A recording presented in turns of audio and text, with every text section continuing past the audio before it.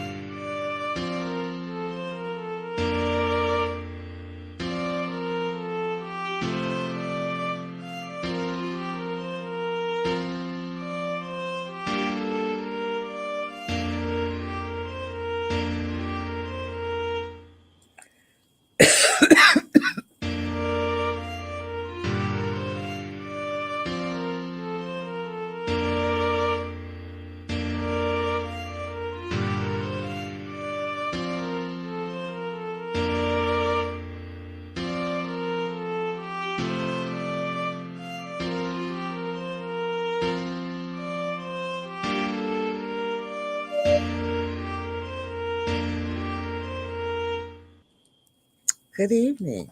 Good evening. And welcome to Sweet Blessings, the Anna L. Brothers Show and Podcast, where we inspire, encourage, and empower people to live a healthier lifestyle. I'm Anna, the host. And as a retired school teacher, author, educational consultant, jury consultant, health consultant, and a certified cake instructor, I bring a wealth of knowledge and experience to our conversation.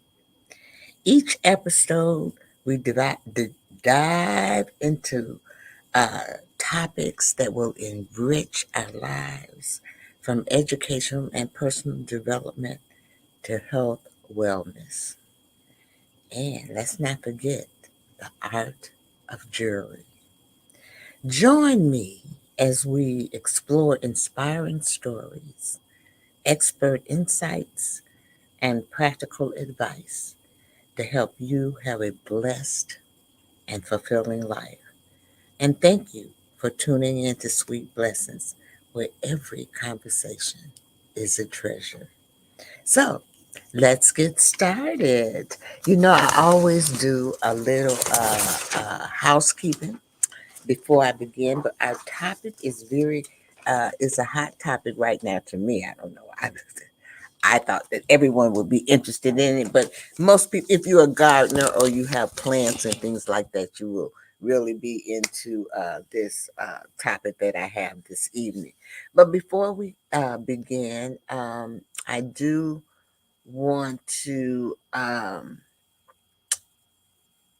share some information with you before I begin, because sometimes I do forget. The first thing is that I do have a bit, which is my website. You can always contact me there if want to have information, or you want to be a guest or a sponsor. Also, not only there, but you can also contact me here at Sweet Blessing, the ctrmedia.com, Sweet Blessings. You can also contact me there as well. And then also, you can also contact me with my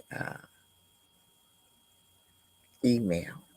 So if you have any questions or anything like that. So I do go live. I do other things, as you could hear in the beginning of this introduction that I do other things. And so I do go live. Right now it's just Instagram, but I bet you I have a surprise for y'all for next week uh, as well. So I do, and this is my Instagram here. So come on over sometime and check me out. I am on Facebook as well, but I don't go live as of yet on Facebook, but I am live shortly. Also, I do want to encourage you all. I'm trying to build my subscription on YouTube. So it would help me out if you would subscribe to my YouTube. I have it scrolling down there on the bottom of the screen and as well. So right now we are streaming on Instagram. I finally figured that out and how to get us up and going uh, there.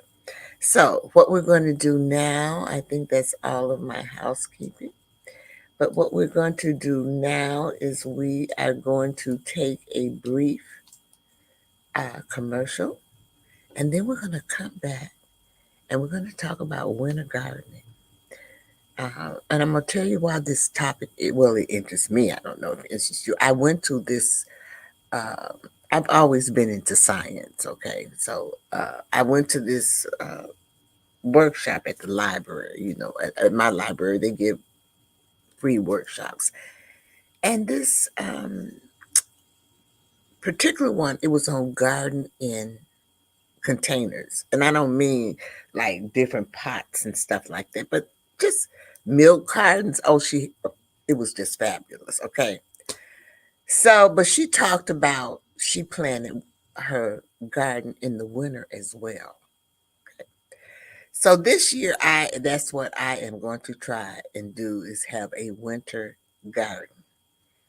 And so that's what we're going to talk about when we come back from from this commercial. I don't want to get into it uh, too much, but we will.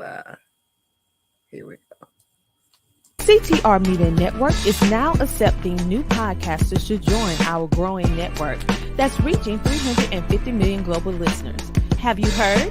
CTR Media Network offers podcast production, podcast training, distribution, and product placement. Book us for your next event or schedule an interview with CTR Media Network podcasters today. To learn more, go to ctrmedianetwork.com. All right, we are back. I'm Anna. I am your host of Sweet Blessings, the Anna L. Brothers Show and Podcast. And this evening, we're talking about winter garden across zones. It's a guide to cold hardy crops and greenhouse success from the Midwest to beyond. Now, as I was doing this research for this, it was so much information that this is part one, and we're going to have part two next week. And next week, I'm going to kind of talk on it's going to be the same thing, but I'm going to talk on when you should start planning this. And I'm going to do, we're the country is divided into growing zones. If you know anything about the almanac or anything about the growing season. And so, in order for me to be thorough with this, I live in the Midwest, but other people live other places. And so I wanted to make sure that I was able to cover all of the zones. And that's what made it um, kind of extensive where I had to do two parts. And also, I'm also going to tell you what to plant, according to uh, the research and what it's saying that these are good things that you can plant as well. And I'm going to be trying it myself as well. I'm going to start, in fact, I'll be starting next week because it says you should, well, in the Midwest, I can only tell you about the Midwest right now, is you should start planting your things in late August and early fall is when you should plant those things. And so I'm I'm going to attempt it, you all. That's all I can say. We have to do that. So let me bring up my presentation here on Winter Garden, a guide to cold hardy crops and greenhouse success from Midwest to beyond. So I'm also going to talk a little bit about greenhouses because you see those and there are different types of greenhouses. And that's why it's such an extensive uh, it's such an extensive uh, research that I did to prepare for this. So I want to just dig right in, okay? So the first thing I want to say is a winter garden involves growing plants during the colder months, either outdoors with protection or indoors. It allows you to continue cultivating vegetables, herbs, and flowers when temperatures drop. Mm. So, here is the cold hardy plants. So certain vegetables and herbs thrive in cooler temperature. Those are like vegetables like kale, spinach, carrots, Brussels sprouts, and cabbage.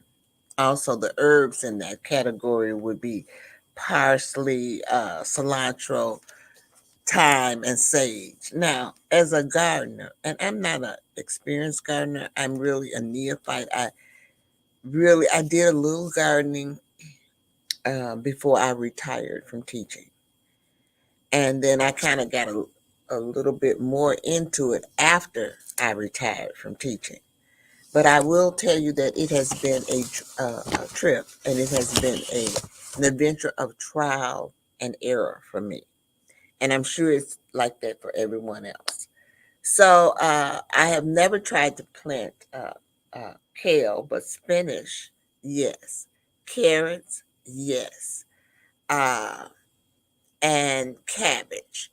Now, I'm going to tell you honestly, I have not had any success with those items except for the cabbage. And the cabbage that I did have a little success with, it was one of those that was purple.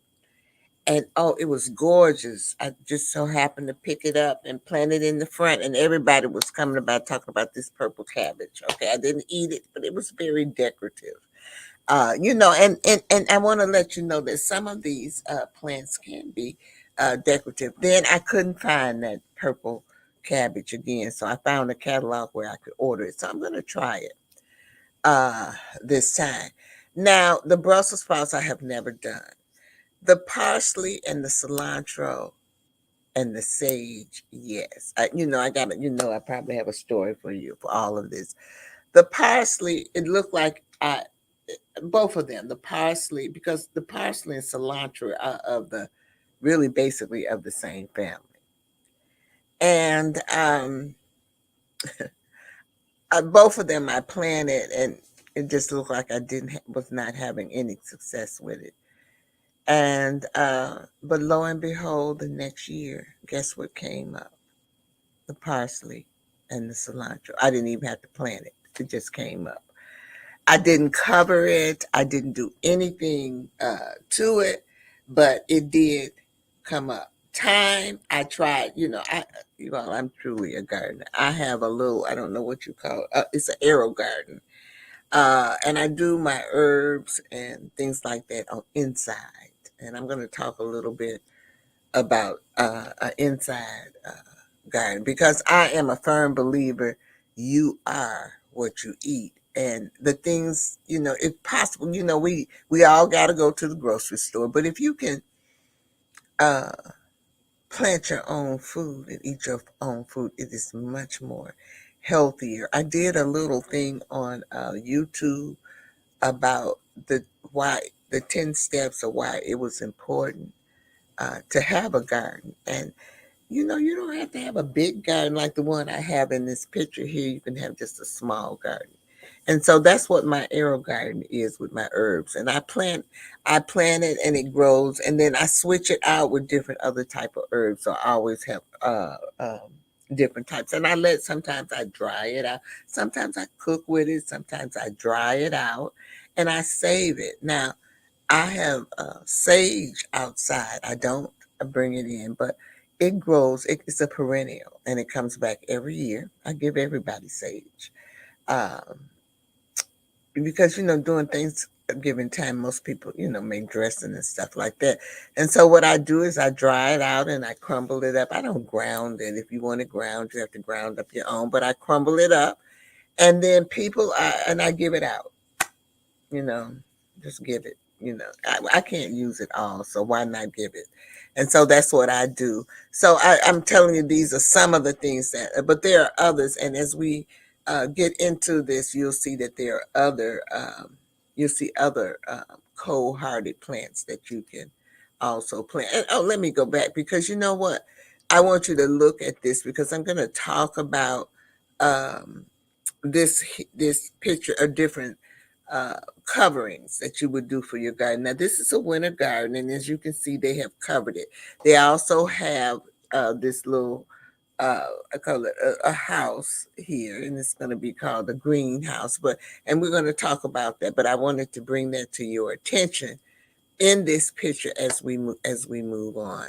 All right. So the next one is using greenhouses or cold frames. Now, greenhouses, and that's what I just showed you, was that greenhouse. Greenhouses and cold frames provide extra warmth and protection, extending the growing season.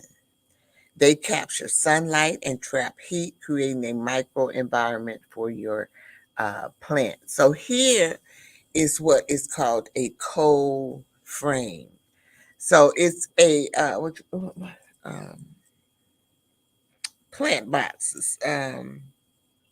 The boxes that you plant your flowers in. Now, I have a little circle out there. Each year I do something different. I try to add to. You know what I'm saying? I try to add to my garden. So, oh, someone said, "Hi, I'm Strawberry. Hello, Strawberry. How are you? And thank you so much for uh, tuning in. Are you a gardener?"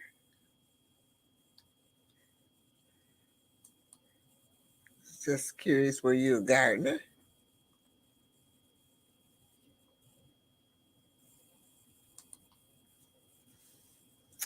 All right, so uh, garden boxes. Okay, so I invested this year in 2 garden boxes, and they are outside in my yard, but there's nothing in them. I had planned on planting some things in there, but it was so hot this summer that I just could not. I couldn't get out there and do it. So I'm going to use that as my winter garden. Now, I will not be covering it like this picture here, my boxes. I'm going to cover it a different way, and I'll show you as we go along. I think I have a couple of pictures in here. There's different ways that you can cover uh, your garden. And I don't have a greenhouse. That's my next thing that I want to get. And I plan, you have to budget your budget. And I plan to get that, just a small one, that I can put outside in the summer, one that you can take down and put up. And I want to put it outside in the summer. And I'll have me a little greenhouse to plant my plants in. Hopefully, I'll be able to do that as well. So let us move on, because I can talk. Then we have mulching, and I'm sure most of you have heard of mulching. Mulching is applying a thick layer of mulch around plants, which can insulate the soil, keeping it warmer for longer. And this also helps to protect the root system from freezing. Now, I do mulch. I do mulch. But I found mulching, I don't know what it is, by the winter time the mulch is gone. You know, when spring gets here, that mulch is gone. But I guess it does retain the what it I guess it does what it's supposed to do.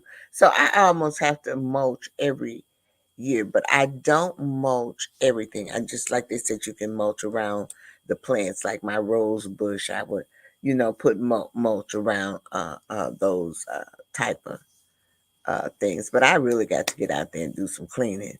I got to get out there and do some cleaning this time because you know what? It was so hot. I have not done what I really should have done this year with my garden, but I still love it and everything. So we're going to take another brief commercial. And then when we come back, we are going to talk about indoor gardening because I remember I just gave you a little hint of how I do my indoor garden. It's called Arrow Garden, and it's put out by Miracle Grow. And it's just a little apparatus. It's about this big, about this high. It has a LED lights on it, and it raises up, and it has like little pods. And mine has 6 pods, and then I put 6 little different things. Right now, what I'm growing in those pods, believe it or not, is collard greens, mustard greens. There are uh, there's salad leaves, arugula, and there's another one I can't even think of it. It's something I can't hardly pronounce. It starts with a T, Tisocia or something like that. It's something. It sounds like it might be Japanese or Chinese. Okay, so let's take that, and so we're gonna. I'm telling you, this gardening thing is something. But we're gonna take this commercial, and we'll be right back. Join the She Trucking Foundation today and be a part of a supportive community of women in the trucking industry. Unlock exclusive access to valuable resources, including mentorship, educational workshops, and networking opportunities.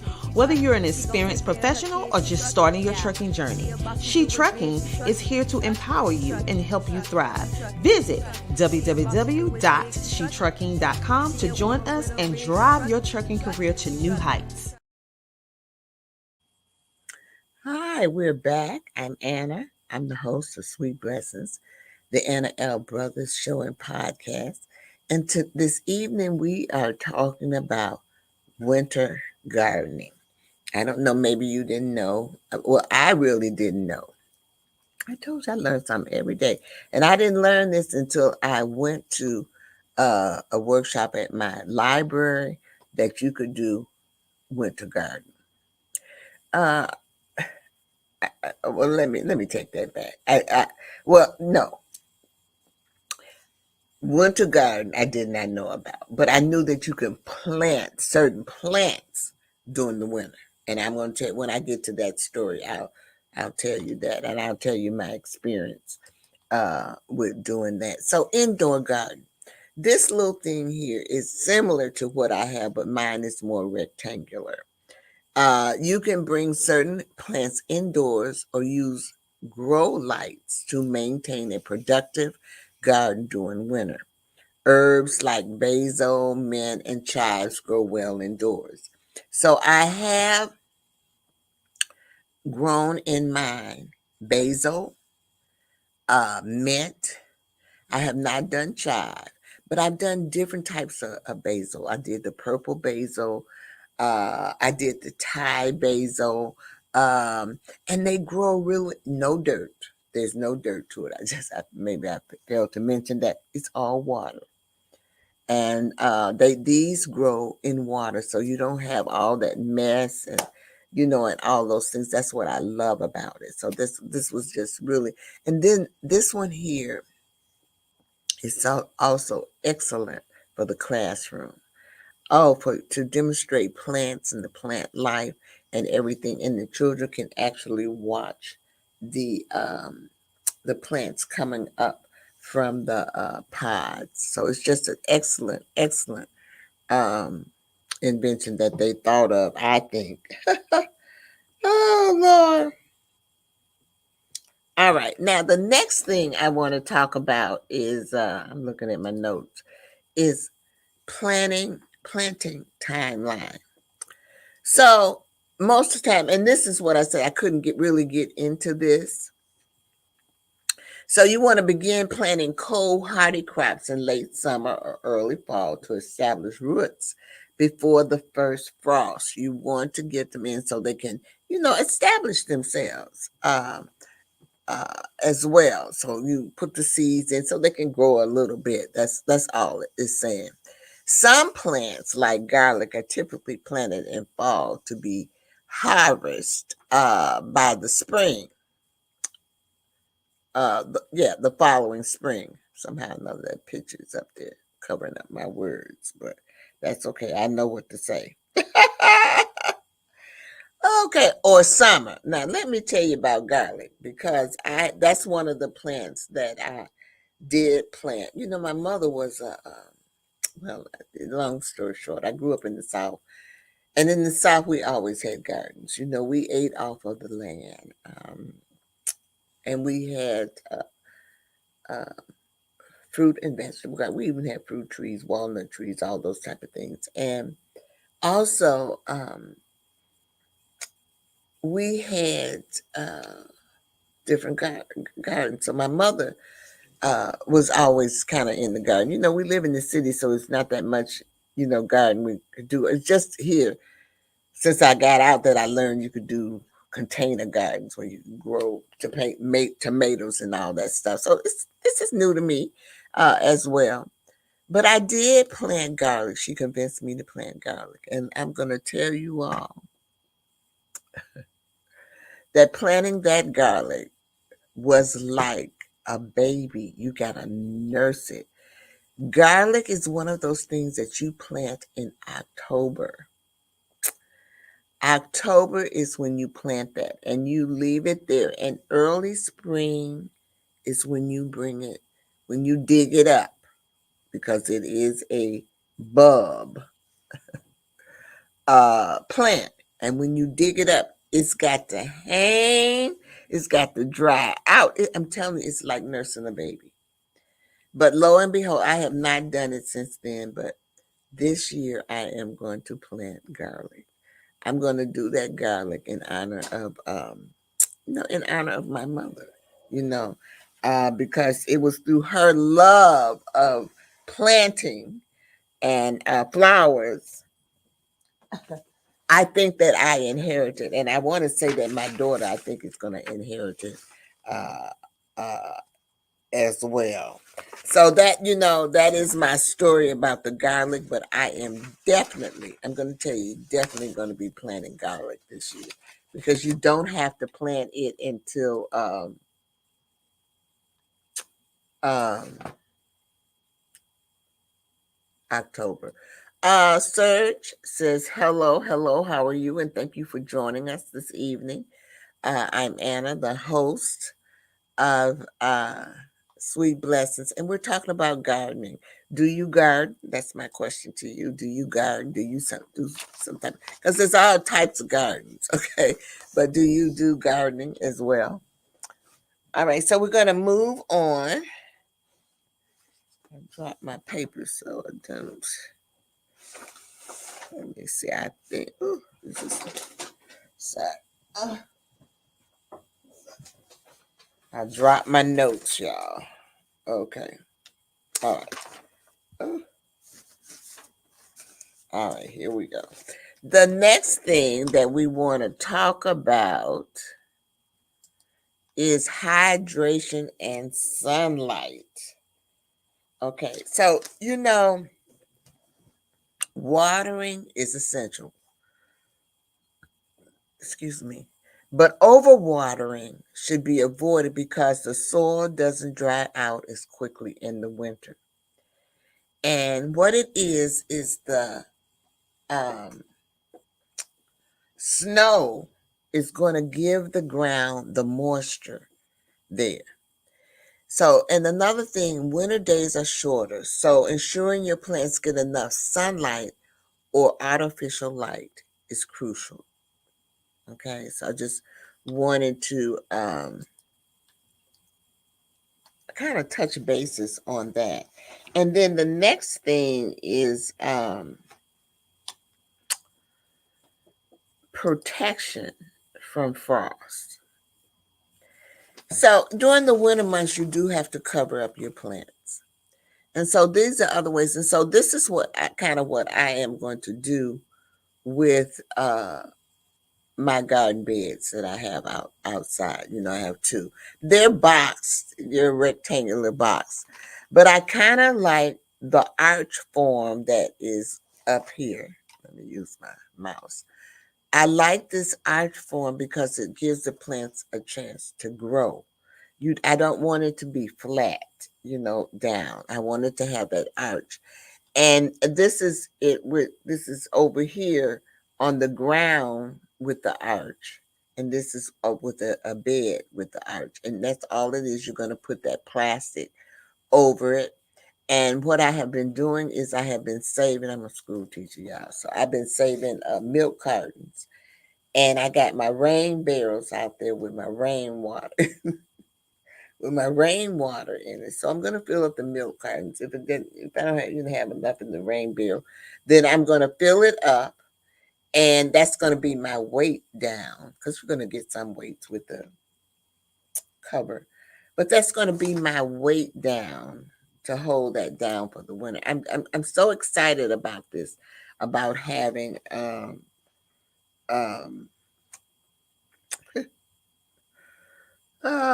doing a little gardening in the winter. So you always want to cover, whether you cover it. And I know maybe some of y'all might remember they used to wrap or cover rose bushes with a blanket and then put a barrel over. I don't know if y'all, but all of these things kind of, I guess, kind of stem back. Now, we are going to, and I want to reiterate that winter garden can be highly rewarding, allowing you to enjoy fresh produce year-round. That's important, year-round. So you're not dealing with that insecticides or anything. And my herb garden, I'm watching it grow. There's no insects or anything. I'm learning a whole bunch of stuff, y'all. Because, I compost too. Because that helps you in your planting.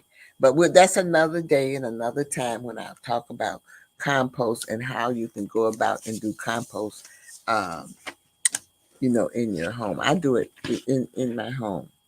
It's real simple. And I'm like I said, I'm really very much into the science. I always have been. And so I do participate and go to certain workshops like the University of Illinois Extension. They have a great program where you can learn different things. So that's where I learned the compost and how to do that as well. So let's take that brief commercial real quick.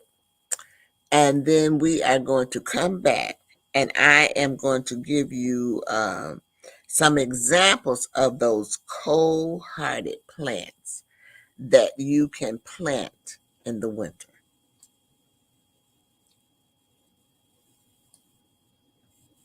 Here we go. Does this resonate with you? Has a company ripped you off in the past?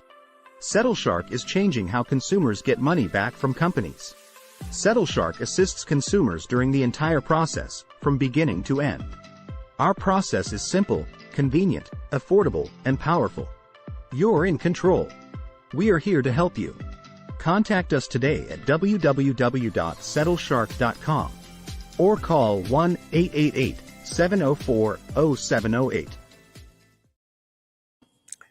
Good evening and welcome back. Welcome back. I'm Anna. I am the host of Sweet Blessings, the Anna L. Brothers Show and Podcast. And this evening we are talking about winter gardening. And so as we broke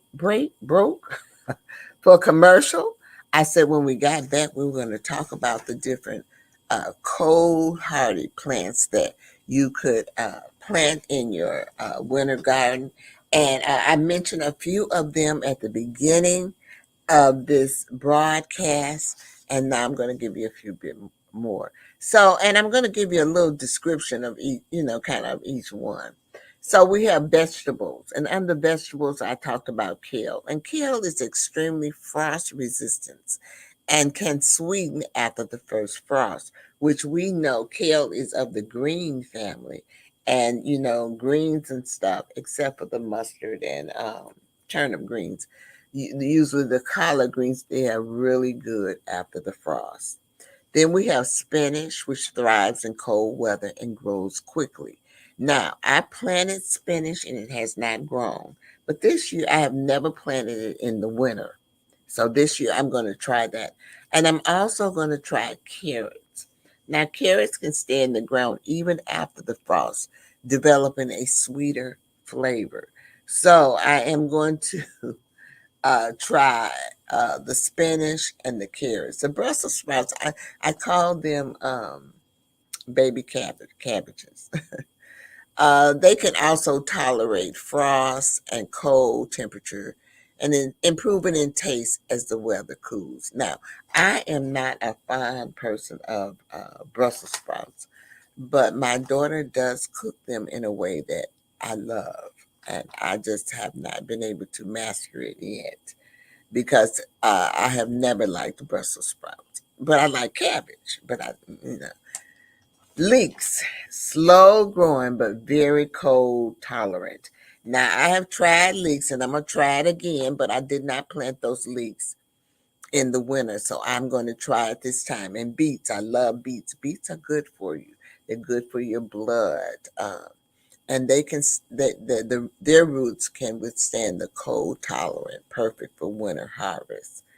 And I love beets. I love beets pickled. I love them in a salad. They're really good for you. And this is, it's just cheaper if you do your own gardening, and it doesn't have to be, a big old fabulous garden or anything.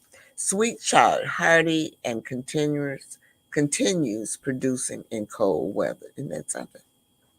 And you cook chard a lot like you cook greens, And I always believe in, trying different things as you when you grow up. Now let's look at the cold-hearted plants that are herbs. You have thyme, which it stays green year round, and it thrives in cold weather. Now I have not planted that outside. I have that in my herb garden up here, up in my house, in the kitchen. Sage, this herb can survive light frost and grow well in cold climates, which is true. I have a perennial, and it comes back year, every year, full. I cut it off, and then I dry it out and so forth, and I give it away. Parsley is a biennial herb, and that can explain why I thought it was dead and then it came back. Okay, every 2 years this one comes back. Isn't that weird? But you know what? There's a flower. The hollyhock is like that. When I first planted the hollyhock in the front, I said, "Oh my God, this!" I planted all them hot. They didn't grow. And then the next year, all of them spiders. Spotted up. So now it's every year. I got some that's coming up every year. But you don't know these things until you garden, unless you read about it, how the plants do. I talked about cilantro, and I told you that I felt that mine had died, but it did come back just like the parsley. It prefers cooler temperature and can survive light frost. Cranberries and blueberries, these thrive in cooler climates and can tolerate winter frost. And winter strawberries, these can be grown under protection, such as in a greenhouse. But I did have some strawberries that I planted. I guess it was the area that I planted on the side of the house, and they came back for a while. I couldn't hardly get rid of them, but I finally did get rid of them, and I planted uh, uh, flowers there. Now, this is the season, also the end of September, the 1st of October. If you have, I'm just going to throw this in, tulips or daffodils and those things like that, if you want to plant them, those are your plants. Spring is here when those start uh, popping up. All right, I'm going to talk a little bit about. We're going to do another commercial, y'all. Let's do this commercial real quick. And then we're going to come back and we're going to talk about the greenhouses for winter gardening.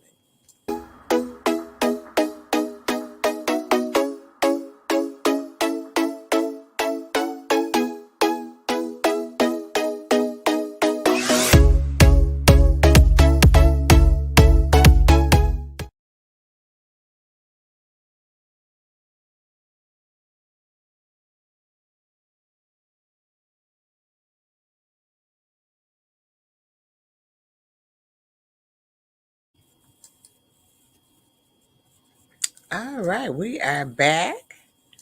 And I am Anna. And we are going to talk about greenhouses. Greenhouses allow you to extend the growing season or even grow plants year round, regardless of the external temperature.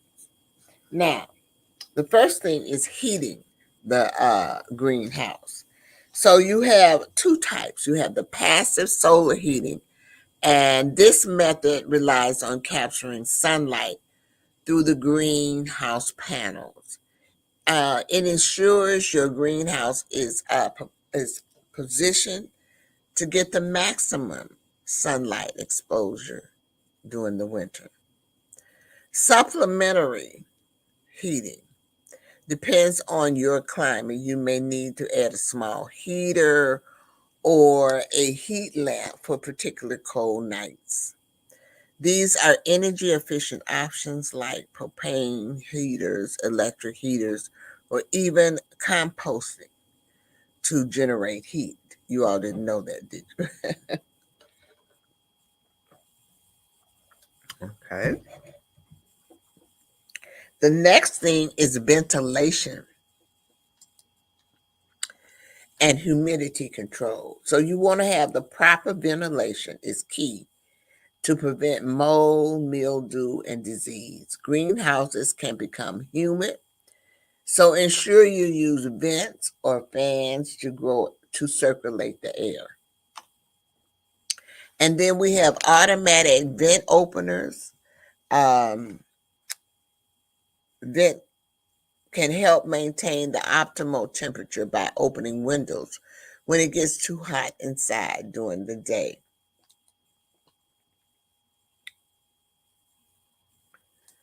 Someone else is saying, hi, hello, how are you? And thanks for hopping on. Do you garden? I was asked everybody here, do they garden? Do you garden?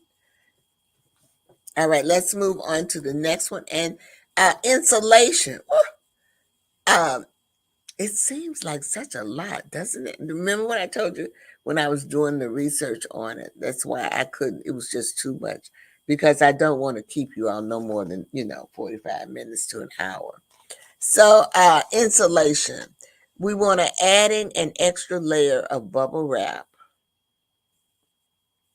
or frost fabric inside the greenhouse can provide extra insulation. You can use thermal mass materials like water barrels or stone to absorb heat during the day or release it slowly at night. I'm telling you, winter garden is interesting. Seriously. Now let's look at watering. Greenhouse plants will still need to be watered, but since evaporation slows down in the cold, you should be cautious not to overwater. Drip irrigation or soaker's hose are ideal for maintaining even moisture without encouraging fungal growth.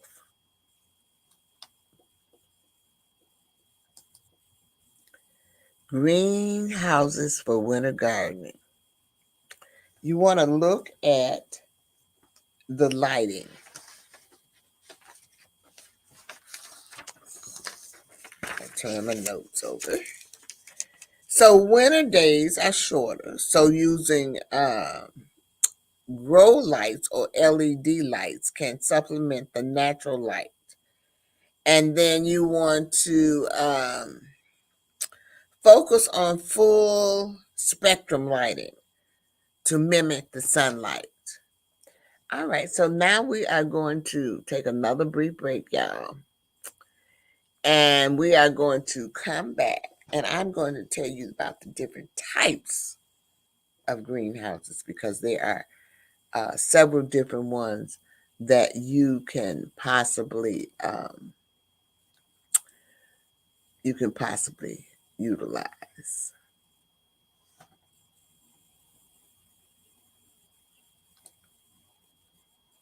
Here we go. Oh my goodness, the mailman came. I hope my sweet little thing cookie's in here. I just hope it's in here. Let me see. Let me open this up. That's it. That's it. Sweet little thing cookie. That sweet little thing cookie. Oh, I'ma have me a ball now. Let me just get this right here. Little thing cookie. That sweet little thing cookie. Oh yeah. I finally got my cookies. This sweet little thing cookies. Oh yeah. I'ma have fun. This package kinda big though. Man, it got a lot of cookies. Oh yeah, this the best day ever. I'm trying to tell you, I got my cookies, and I'm gonna eat these cookies, and ain't nobody gonna stop me. Wait, what? Marie, what you doing, man? You can't have those cookies right now. I'm sorry, we about to eat dinner. Once we finish dinner, then you can have those cookies. Go ahead, put them up. Go ahead, put them up. Are you serious, bruh? I got sweet Listeine cookies, and now I gotta wait for dinner? Fine, can I at least look at the cookies? Thank you. Oh my goodness, I have waited all this time now. I gotta do all this. Fine.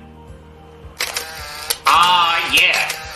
I got my hands on some sweet Listeine cookies. But I can't eat them right now because bruh talking about I gotta wait to dinner. Okay, I'ma do that. But once I finish that, it's gonna be on, y'all. All right, we are back. I'm Anna Brothers. I'm the host of Sweet Blessings, the Anna L. Brothers Show and Podcast. This evening, we're talking about winter garden, and we're just finishing up on greenhouses for winter gardening. And now I'm going to talk to you a little bit about the greenhouses type, because there are three types of greenhouses. We have the cold frame. It's a simple, low-budget solution for extending the season. These can be placed directly over garden beds to protect plants from frost. And then we also have the hoop house. It's a polytunnel, larger and taller than cold frames. Hoop houses are usually flexible, piping covered with a plastic sheeting to protect more protection and allow for taller plants, which is what I showed you in the very beginning. All of these I showed you. The very first slide, you had the traditional glass greenhouse. These are more durable and can be equipped with heating system, ideal for long-term gardening. And also, you will find these type of traditional glass greenhouses at botanic gardens. So you'll go in and the places is all have the garden and the scenery and all of that, and it's heated inside. So those are the three types of greenhouses. And I just want to tell you that a combination of these techniques will allow you to have a fruitful winter garden, producing fresh vegetables and herbs even in colder months. And if you notice, I only talked about um, vegetables and herbs, but there are some plants also that you can also plant, and which I told you I gave you a couple that you can plant. You plant these in the fall. And when they do bloom in the spring, they bloom in the spring, spring is right there around the corner. And so that one of those was tulips, and the other one was uh, daffodils. But there's others too. Those were just the two that it came to my mind. At this point, I want to say thank you. Thank you so much for tuning in this evening. I remember I told you I'm not going to keep you long, that 45 minutes to an hour. But I want to thank you. That's why I've got to do two. So I want you to tune in next week for part two. And part two is a guide to time in your garden. When do you plant your garden?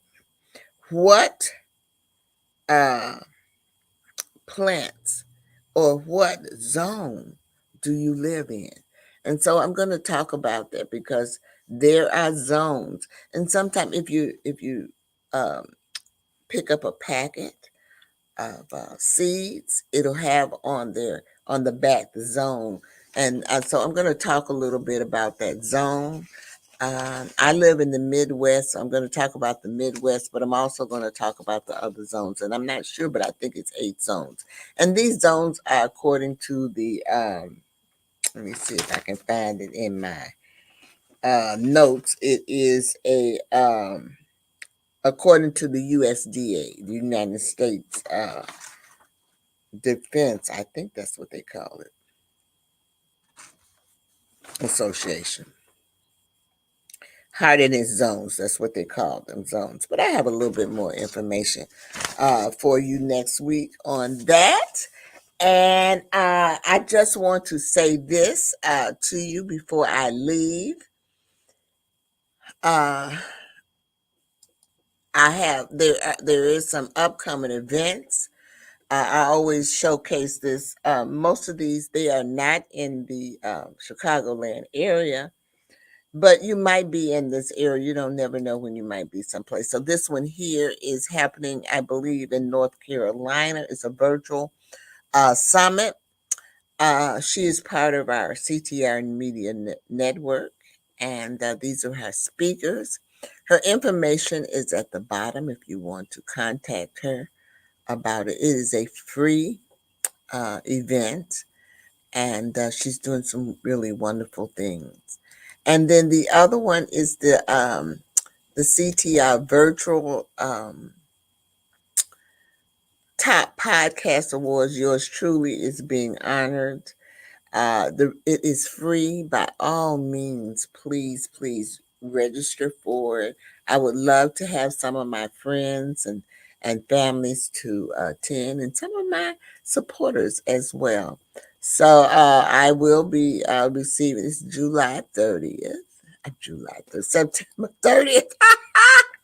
So yes, a top podcast award. And then I'm not sure how many of us it is, but I'm honored.